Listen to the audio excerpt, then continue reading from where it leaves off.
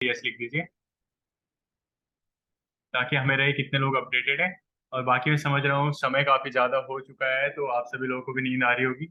जल्द से जल्द अच्छे तरीके से सेशन को बाइंड अप करेंगे, ताकि आप लोग भी एक अच्छे तरीके से सेशन समझ पाए। ठीक है, बबलू यादव सर का कहना है नमस्कार सर। बिल्कुल नमस्कार सर, प्रणाम। चलिए ठीक है, बाकी सभी लोग।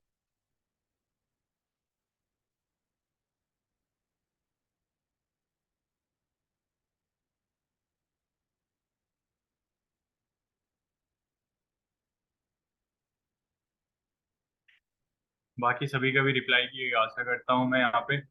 चलिए ठीक है, देख लेते हैं। ठीक है, दिलीप सर का भी कहना है नमस्ते सर। नमस्ते दिलीप सर, बिल्कुल। चलिए ठीक है, आई होप स्क्रीन आप सभी लोगों को दिख रही होगी। तो इंटरव्यू में अगर हम बात करें इंटरव्यू किस प्रकार से करें, तो इसके ऊपर पूरी की पूरी किताब लिखी जा चुकी है। अलग अलग लोग अलग अलग प्रकार की किताब की बात करते हैं। ठीक है, अगर आप यूपीएससी के उसमें बात करें तो एक अलग लेवल का इंटरव्यू होता है। अगर आप डिफेंस में, अगर आर्मी में ऑफिसर रैंक का इंटरव्यू दे रहे हैं तो अलग होता है। लेकिन यहाँ पे हम जो इंटरव्यू की बात करेंगे वो हम बैंकिंग के टर्म से करेंगे। ठीक है, क्योंकि आप सभी लोग बैंकर्स हैं, आप लोग अपने फील्ड से अच्छे से अपडेटेड है, तो हम उसी टर्म से बात करेंगे कि इंटरव्यू अगर बैंकिंग के टर्म में लिया जा रहा है तो आप लोग किस प्रकार से प्रिपरेशन करें उसकी, और किस प्रकार से आप लोग का होना चाहिए इंटरव्यू देने का तरीका। चलिए ठीक है, स्टार्ट करते हैं बिना टाइम वेस्ट करें। ठीक है, पहले हम यहाँ पे बात कर लेते हैं इंट्रोडक्शन की। ठीक है, बहुत सिंपल से क्वेश्चन होता है। आप लोगों ने काफी शॉर्ट वीडियोस भी देखी होगी जिनमें यही पूछा जाता है, tell me something about yourself. ठीक है, टेल मी अबाउट योरसेल्फ वगैरह, ये बहुत कॉमन क्वेश्चन होता है।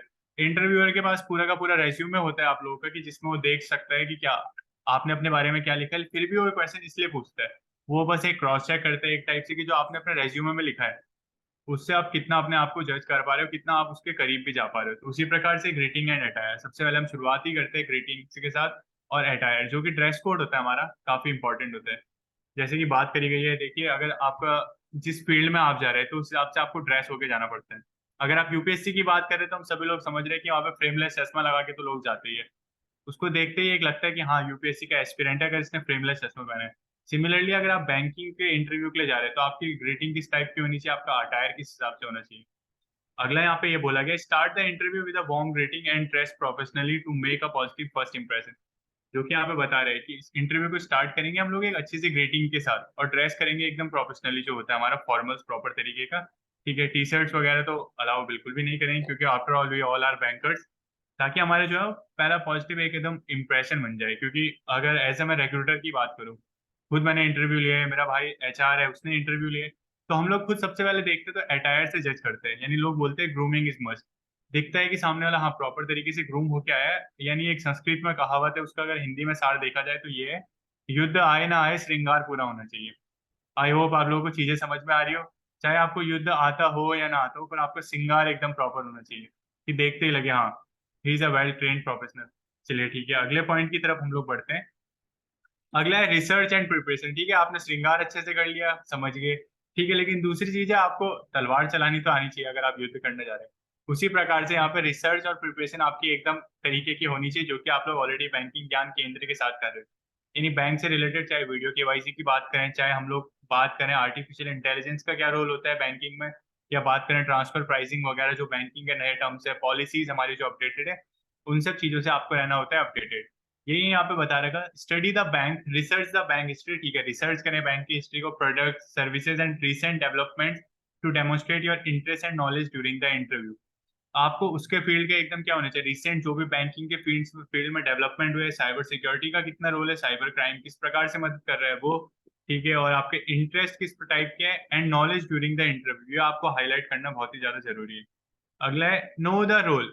आपको अपना रोल पता होना चाहिए। Understand the specific job requirements and responsibilities to align the answers accordingly. ठीक है, यहाँ पे यही है कि आपको क्या स्पेसिफिक जॉब रिक्वायरमेंट, जो आपकी जॉब की स्पेसिफिक रिक्वायरमेंट्स एकदम बेसिक बेसिक थी, वो आप लोग को पता होनी चाहिए, और आपको अपने आंसर्स भी क्या उसी हिसाब से अलाइन करने चाहिए। अगर मैं इंजीनियर हूँ, मेरे को अगर कंप्यूटर साइंस इंजीनियर हूँ, मेरे को उसके फील्ड का बिल्कुल भी नहीं पता, ठीक है, तो मैं किस टाइप से अपने आंसर दूंगा, वो अलाइन प्रॉपर तरीके से नहीं रहेंगे। तो यही चीजें यहाँ पे हमें क्या अपनी स्पेसिफिक जॉब की रिक्वायरमेंट्स और रिस्पॉन्सिबिलिटीज से क्या अपडेटेड रहना चाहिए, और समझना चाहिए हम किस फील्ड के लिए जा रहे हैं, किस टाइप के हम लोग वहाँ पे आंसर करने जा रहे हैं। चलिए अगले पॉइंट की तरफ बढ़ते हैं। आई होप आप सभी लोग थके हुए हैं काफी ज्यादा, तो इसलिए जल्द से जल्द बाइंड अप करेंगे अच्छे तरीके से, बिना आपके टाइम को वेस्ट करे हुए। ठीक है, यहाँ पे बात करें जरा इम्पेसाइज रेलेवेंट एक्सपीरियंस, क्योंकि यहाँ पे highlighting your skills and experience. अब जब आप जा रहे हैं, अगर आप टेन्योर्ड के फॉर्म में जा रहे हैं, क्योंकि आप सभी लोग ऑलरेडी बैंकर से तो आप लोग टेन्योर्ड है, एक होता है कि अगर कोई नया नवेला आता है नौसिखिया तो अलग से समझ में आ जाता है, लेकिन अगर कोई ट्रेनी आता है तो उसका एक अलग प्रकार से समझ में आ जाता है कि हाँ ये टेन्योर्ड है, इसके पास रेलेवेंट एक्सपीरियंस है।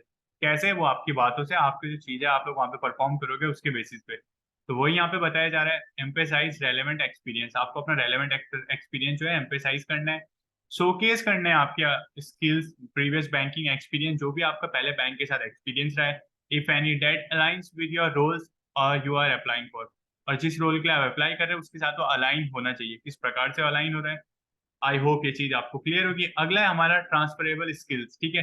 कुछ कुछ होती है हमारी transferable skills, like highlight skills like customer service, ठीक है। सबसे अच्छी चीज आप देखिए, अगर बैंकर से तो कस्टमर सर्विस आप लोगों के पास होनी चाहिए। एक जिसे हम बोलते हैं CSA, customer service associate and all. आप यानी कस्टमर्स की क्वेरीज को इजीली रिजॉल्व कर पाते हैं। अगर कोई आई रेटेड कस्टमर आपके पास आ रहा है, जैसे कि मान लीजिए कोई फ्रस्ट्रेटेड है, बहुत ज्यादा गुस्सा नहीं हो रही उसकी एफडी मेच्योर, फिर भी आप उसकी मदद करने के लिए रेडी है, इस प्रकार से, तो आप लोगों के अंदर वो वाली चीजें होनी चाहिए कि आप कस्टमर की क्वेरी को अच्छे तरीके से सॉल्व कर पाए, चाहे वो कितना भी आइरेटेड हो, कितने भी गुस्से में क्यों ना हो, आप लोग प्रॉपर तरीके से उसकी हेल्प कर पाए। प्रॉब्लम सॉल्विंग, यहाँ पे वही बात करी जा रही है। किसी भी प्रकार की कोई भी प्रॉब्लम आ रही है तो हमें पीछे नहीं हटना है, ठीक है। उसकी सहायता करने का जो तरीका होना चाहिए वो आप लोगों के पास अप टू डेटेड होने चाहिए, और आप लोगों के अंदर स्किल्स होनी चाहिए।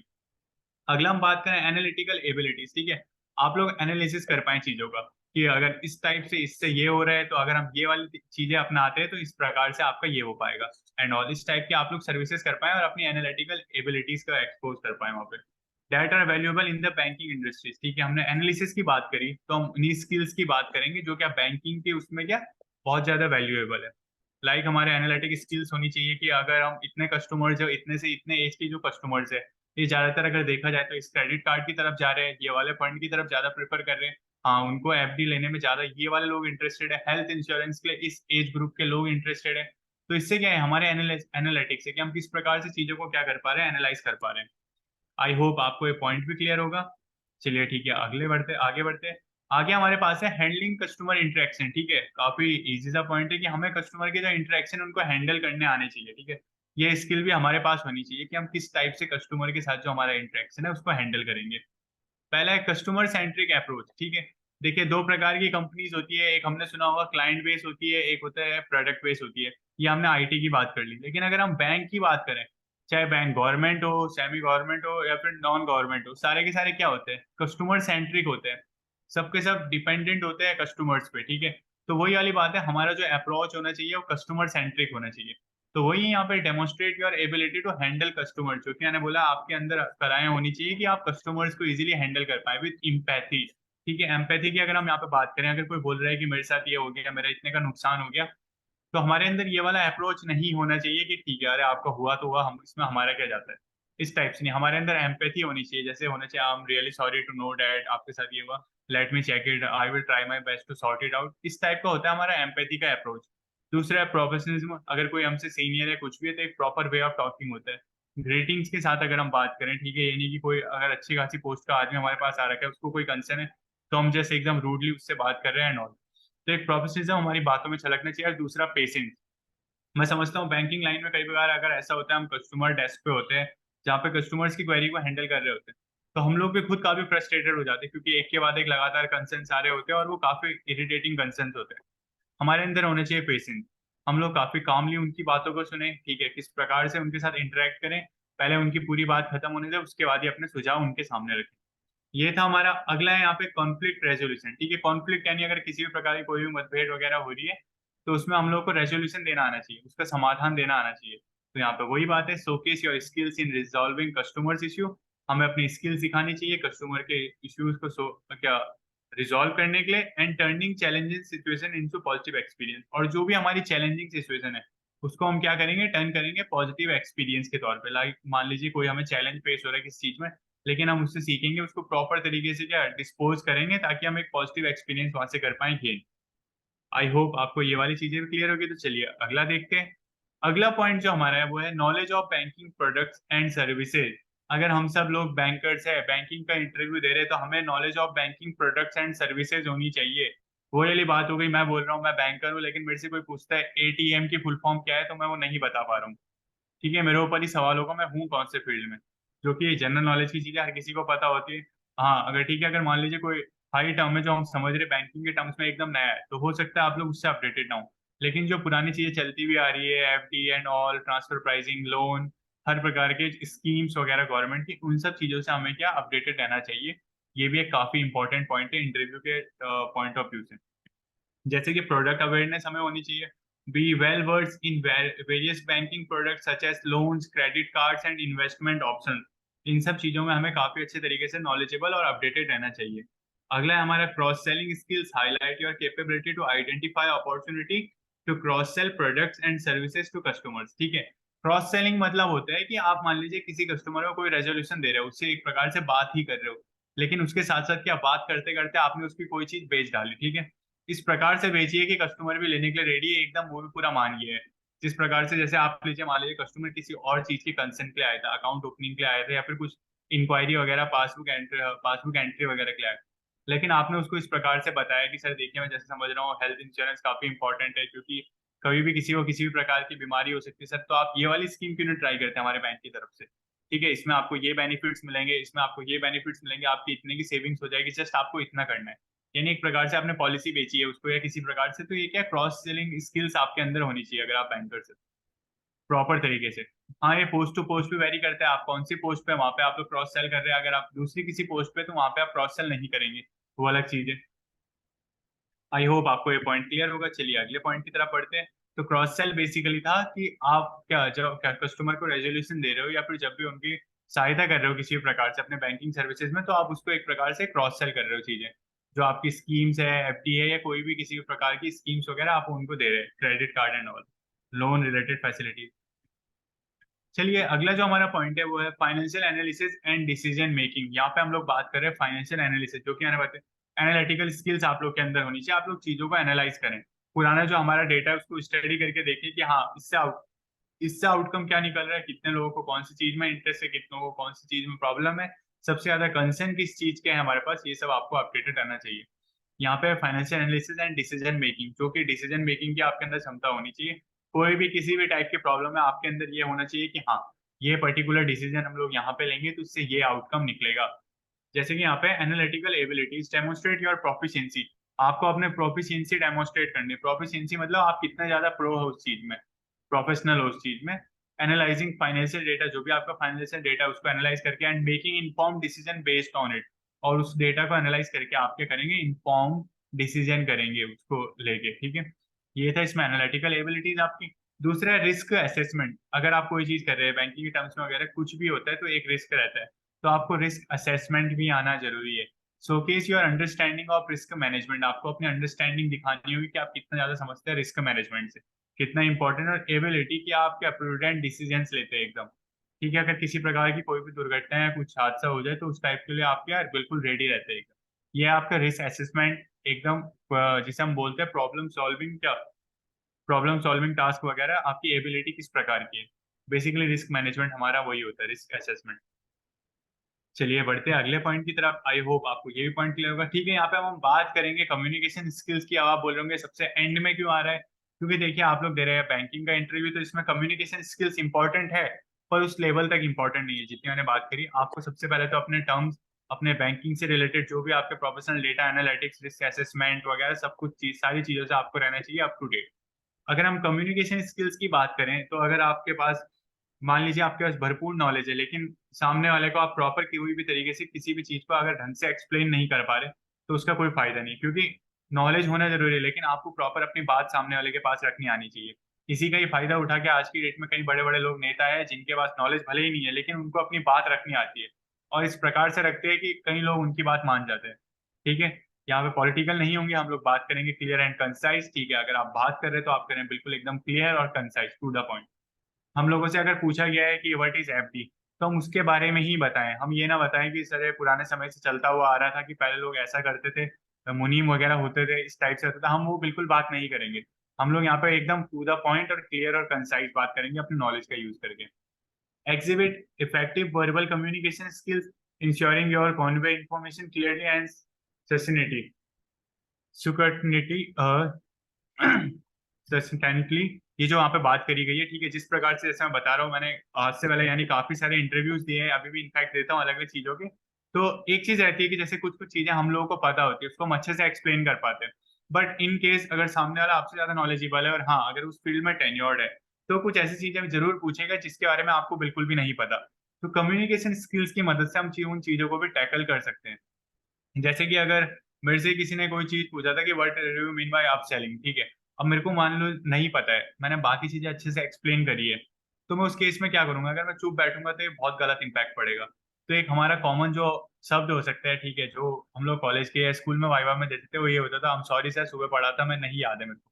ठीक है, हम लोग इस टाइप से बिल्कुल भी नहीं जाएंगे। We are professionals, we are going for a higher level of interview, तो हमारे जो टर्म्स होंगे वो होंगे really understand your concern but this term is new to me. ठीक है। आप लोगों के लिए हो सकता है कि उस चीज को अगर कोई दूसरे शब्द में बोले तो आपको बिल्कुल समझ में आए, लेकिन सामने वाले ने कुछ पूछा इस प्रकार से कि आपको नहीं समझ में आ रहा, तो आप लोग एकदम to be clear and concise होकर बोल सकते हैं, I am really sorry but this term is new to me. ये मेरे लिए बिल्कुल नई टर्म है, तो इसलिए I am not able to relate it.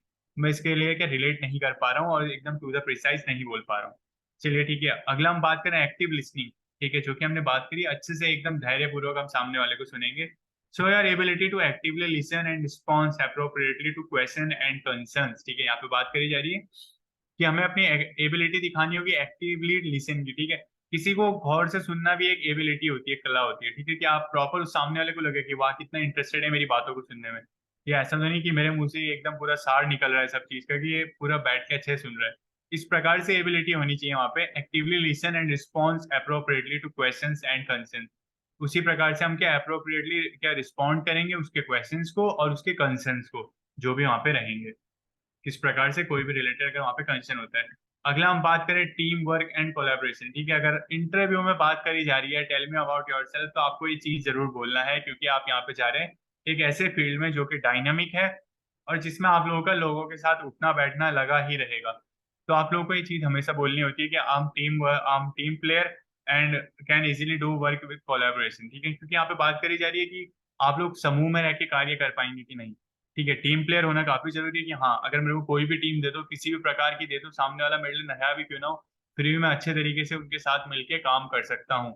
ये वाली स्किल होती है हमारी टीम प्लेयर एंड कोलैबोरेशन, जो कि यहाँ पे emphasize your experience in working collaboratively with colleagues to achieve common goal. आप लोग अपना एक्सपीरियंस बता सकते हैं यहाँ पे कि आपने किस प्रकार से अपने कोलीग्स के साथ काम करा है कोलैब करके। ठीक है, और जो भी आपके कॉमन गोल्स हैं उनको आप लोगों ने क्या करा है, अचीव करा है। आई होप ये पॉइंट आपको क्लियर होगा।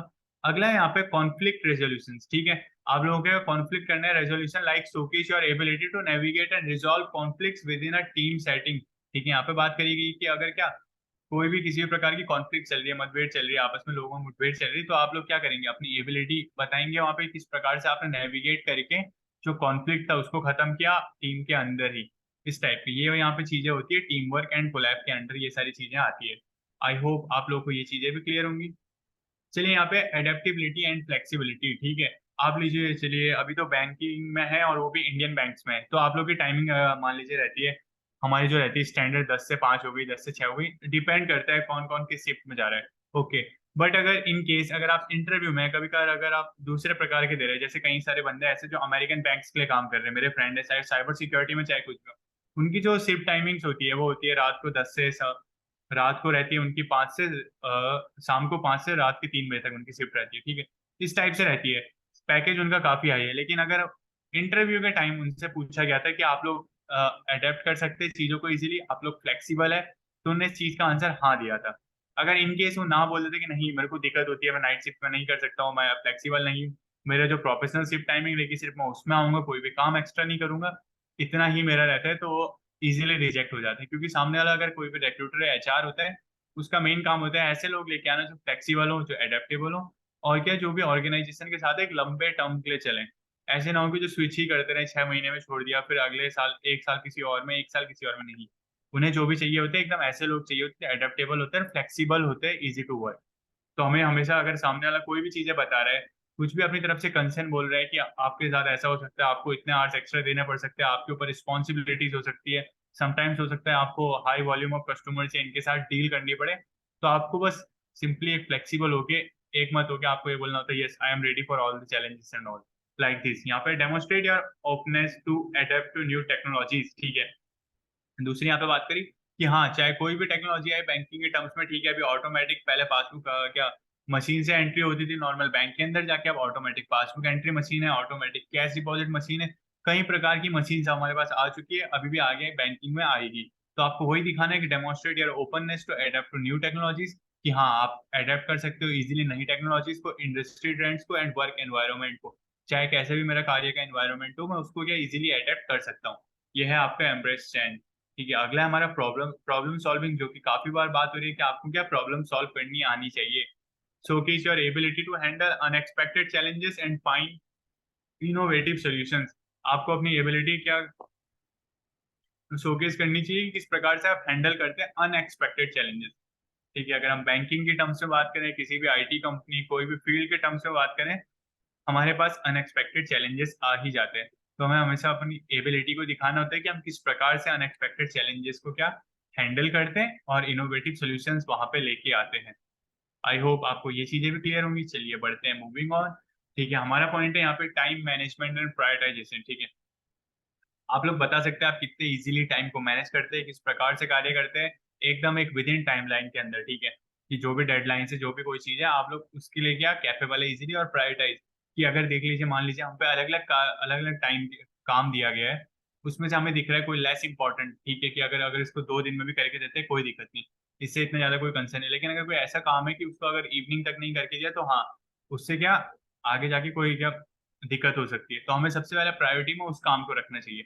टाइम को प्रॉपरली मैनेज करते हुए उस काम को किस प्रकार से करें। ठीक है, ये रहा आपका अगला point, time management and prioritisation, जो कि यहाँ पे ऑर्गेनाइजेशनल स्किल्स।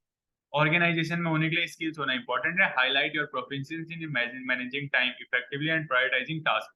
आपको ये क्या करना है, अपना हाईलाइट करना है प्रोफिशिएंसी।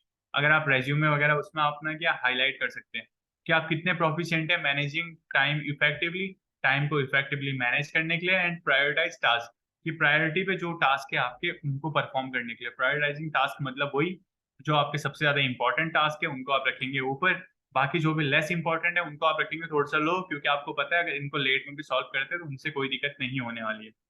ठीक है, अगला यहाँ पे मीटिंग डेडलाइंस, जो कि मैं बता चुका हूँ। Show your commitment to meeting deadlines and delivering high quality work. अगर इंटरव्यूअर आपसे पूछ रहा है कुछ भी, आप अपना खुद भी बता सकते हो कि आप कितने प्रोफिशिएंट हो मीटिंग डेडलाइंस में, किस प्रकार से आप क्या डेडलाइन से पहले अपना पूरा काम निपटा के दे देते हो।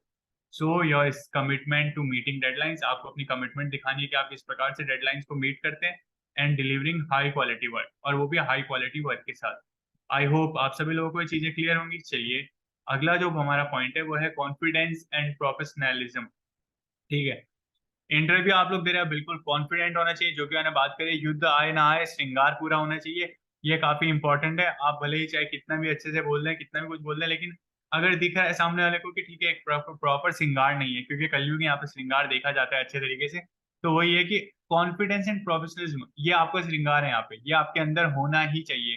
क्योंकि कॉन्फिडेंट बंदे हर इंडस्ट्री में प्रेफर करे जाते हैं, बंदे बंदियां हर जगह प्रेफर करे जाते हैं कि हाँ they are the one who are capable to tackle any problem any scenario, what scenario also. Like यहाँ पे सेल्फ कॉन्फिडेंस, हाईली मोटिवेटेड। ठीक है, सेल्फ मोटिवेटेड भी कई सारे लोग होते हैं जो सीवी में भी लिख के जाते हैं, I am self driven, self motivated. ठीक है, इस टाइप से आपका रहना चाहिए। Project confidence in your abilities and be well prepare to discuss your achievements and strength. ठीक है, आपको क्या करना है, प्रोजेक्ट करना है कॉन्फिडेंस इन योर एबिलिटीज, जो भी आपकी एबिलिटीज है उसमें क्या एकदम कॉन्फिडेंस के साथ बोलना है, और वेल प्रिपेयर रहना है। ठीक है, आपको हर प्रकार से प्रिपेयर रहना है टू डिस्कस योर अचीवमेंट, तैयार होके आना है कि जो आपकी अचीवमेंट्स है आप उनको किस प्रकार से प्रिपेयर क्या डिस्कस करेंगे और अपनी स्ट्रेंथ को किस प्रकार से बताएंगे। ऐसे नहीं होना चाहिए कि जो आपकी क्या आपकी जो गुण है आपके अंदर, आप उन्हीं को अच्छे तरीके से नहीं बता पा रहे, तो इससे आपके ऊपर एक नेगेटिव इम्पैक्ट पड़ता है कि जो आपकी सबसे अच्छी चीज है जिनमें आप निपुण हो एकदम, आप वो भी अच्छे तरीके से समझा नहीं पा रहे हो। अगला हमारा बात करें जाए यहाँ पे प्रोफेशनल प्रोफेशनल डेमोनियर। यहाँ पे अगर प्रोफेशनल डेमोनियर की बात करें तो ये maintain a positive and respectful attitude through out the interview. यानी आपको जो इंटरव्यू की तरफ क्या होना चाहिए, इंटरव्यूअर जो आपसे इंटरव्यू ले रहे हैं उसकी तरफ कैसा एटीट्यूड होना चाहिए, तो ये होना चाहिए कि एक आपका पॉजिटिव एंड रिस्पेक्टफुल एटीट्यूड होना चाहिए थ्रू आउट द इंटरव्यू। आप एकदम पॉजिटिव लगने चाहिए, और दूसरा आप सामने वाले के प्रति रिस्पेक्टफुल लगने चाहिए। After all he is a interviewer, अगर कोई भी इंटरव्यूअर है, ही सी अगर वो इंटरव्यूअर है, आप उनके प्रति अगर रिस्पेक्टफुल वगैरह नहीं है तो उससे भी एक गलत इम्पैक्ट पड़ता है। And then it's all completely depends upon them, they how they treat you और हाउ दे फील यू, किस प्रकार से आपको समझते हैं और कैसे आपको आगे प्रेफर करते हैं, या किस प्रकार से आपके बारे में आगे डिस्कस करते हैं। सो रिसिपल ऑन देम, तो इसलिए आपको क्या एक पॉजिटिव एंड रिस्पेक्टफुल एटीट्यूड वहां पे बरकरार रखना चाहिए थ्रू आउट द इंटरव्यू। चलिए moving on to next point. यहाँ पे अगर हम कंक्लूजन की बात करें तो वो है एक्सप्रेस ग्रेटिट्यूड। ठीक है, आपको ग्रेटिट्यूड अपना दिखाना होता है। ये इसलिए जरूरी है क्योंकि ग्रेटिट्यूड आपको इसलिए दिखाना होता है कि आपको ऐसा बोलना चाहिए कि sir thanks for providing me with this interview है, ऐसा ऐसा। या आपको अपने आप को दिखाना चाहिए कि हाँ आप सौभाग्य, आपका सौभाग्य है कि आपको इंटरव्यू देने का अवसर प्राप्त हुआ है। इस प्रकार से ये हमारा एक्सप्रेस ग्रेटिट्यूड यहाँ पे हम बात कर रहे हैं। Thank the interviewer for the opportunity, जो कि हमने बोला आप उनका धन्यवाद करेंगे कि आपको ये क्या अपॉर्चुनिटी यहाँ पे प्रदान हुई है to interview and express your enthusiasm about the potential role. और आपके अंदर अपना वो दिखाएंगे, इंथियाज दिखाएंगे, अपना जोश दिखाएंगे किस प्रकार का है आपका इस रोल के प्रति, जिस रोल के लिए आप जा रहे हैं। क्योंकि अगर आप जिस रोल में जा रहे हैं उसके प्रति आप डेडिकेटेड होने चाहिए और आपको दिखाना चाहिए कि आप किस प्रकार से उसके लिए क्या समझते हैं और कितना उसको कितना रोल आपके लिए मायने रखता है। ये काफी इंपॉर्टेंट चीज होती है यहाँ पे। अगला अगर हम बात करें तो वो है फॉलो अप। ठीक है, फॉलो अप से अगर हम बात करें तो वो inquire about the next steps of the hiring process. अगर आप हायरिंग की बात करें, जैसे मैंने जितनी भी हायरिंग की अभी तक 3 राउंड इंटरव्यू होते हैं, 4 राउंड इंटरव्यू होते हैं, कहीं में क्लाइंट राउंड भी होता है, तो टोटल 3 या 4 या फिर 5 मैक्सिमम इतने राउंड होते ही होते हैं इंटरव्यूज के, अलग अलग तरीके से। तो अगर आप किसी एक राउंड में जहाँ पे आप क्लियर कर रहे हो प्रोफेशनल, अगर 1-on-1 आपका कम्युनिकेशन हो रहा है वहाँ पे आप क्लियर कर रहे हो, तो आप फॉलो अप लेंगे वहाँ पे, यानी फॉलो अप यानी आप उसका इंक्वायर करेंगे about the next steps in the hiring process. आप जानेंगे कि अगले स्टेप्स क्या है हायरिंग प्रोसेस में। And express your interest in future further discussion, और आप अपना बताएंगे कि आपका किस प्रकार से इंटरेस्ट है फर्दर जो आगे डिस्कशन होने वाला है उसमें। आई होप ये चीजें आपको क्लियर होंगी। ठीक है, यही था यहाँ पे। तो एक सेकंड।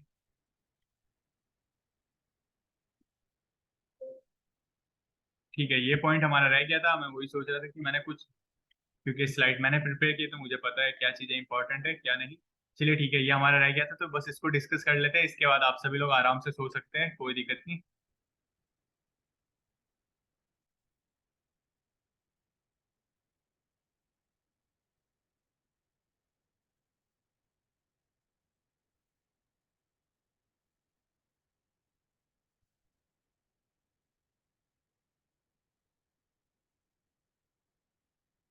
आप लोग बताएंगे कि आपको स्क्रीन पे विजिबल है, जल्दी से एक बार जरा क्वेश्चन फॉर द इंटरव्यूअर वाला, जल्दी से प्लीज जो भी हमारे एक्टिव मेंबर्स है चैट में एक बार जल्दी से बता दीजिए आपको question for the interviewer visible है कि नहीं है, फिर हम इसको बाइंड अप करेंगे।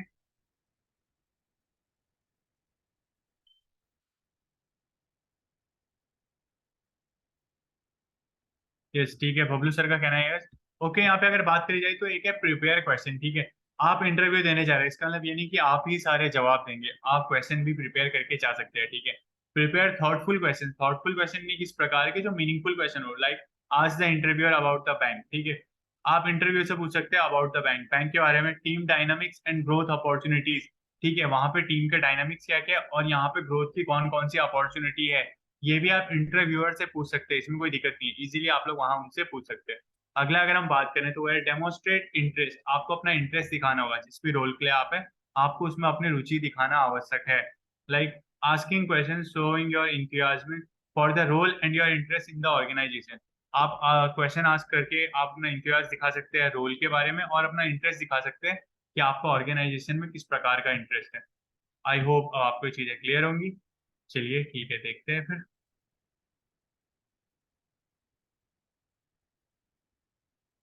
यहाँ पे हम आ चुके हैं एंड ऑफ द सेशन की तरफ। ठीक है, क्योंकि काफी रात का सेशन था तो बिल्कुल हमने छोटा रखा। इंटरव्यू के ऊपर यही सारी चीजें इंपॉर्टेंट थी। ठीक है, दूसरा है self confidence, highly motivated team player. ठीक है, ये सारी चीजें आप लिख लीजिए, जिस भी प्रकार का होता है आपको बस दिखाना है। युद्ध आए ना आए श्रृंगार पूरा होना चाहिए, बाकी युद्ध की तैयारी तो आप लोग की चली रही है बैंकिंग ज्ञान केंद्र के साथ। आई होप सारी चीजें आपको क्लियर होंगी। अंत में हम पढ़ते हैं विजय सर के द्वारा प्यारा सा कोट, जो कि ये जीवन में बाधाएं होंगी, शंकाएं होंगी, गलतियां भी होगी, लेकिन कड़ी मेहनत करें तो सीमाएं नहीं होंगी। बिल्कुल बहुत सही बात है, सर की तरफ से काफी प्यारे प्यारे कोट लिखे जाते हैं जिनको पढ़ के एकदम हाईली मोटिवेटेड फील होता है, भले ही रात के 12 बजे हैं एक, ऐसा लगता है चलिए हर मैदान को फतेह कर लेते हैं। आई होप आप सभी लोगों को ये चीजें क्लियर होंगी, तो प्लीज जल्दी से चैट में बताइए कैसा रहा आज का सेशन, कितना आप लोगों को समझ में आया। बाकी हम लोग जो हमारे अपडेटेड सेशन चीजों के ऊपर, नई पॉलिसीज, टर्म्स, अकाउंटेंसी एंड जो ऑल चलता है उसके ऊपर सेशन लेके आते रहेंगे।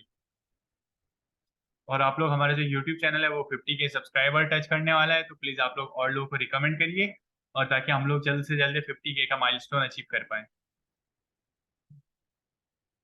ठीक है, बबलू सर का कहना है यस सर, गुड सेशन, काफी एक्टिव मेंबर है बबलू सर हमारे। बाकी हमारे पास 5 पार्टिसिपेंट है, औरों की मैं राय जानना चाहूंगा। जूही मैम, निरंजन कुमार सर मध्य प्रदेश।